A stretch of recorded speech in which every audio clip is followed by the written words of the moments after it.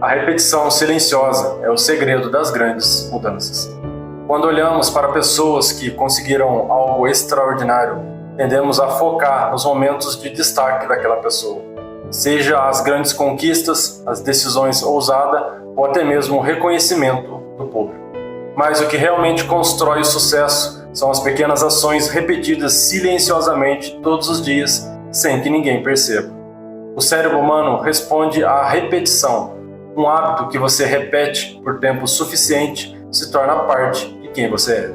Isso significa que o maior poder de transformação que você tem está nas pequenas ações diárias. Se você quer mudar algo em sua vida, comece hoje repetindo algo positivo até que ele se torne automático na sua vida. Não subestime o poder de um simples ato diário. É ele que constrói ou destrói sua trajetória sem que você perceba.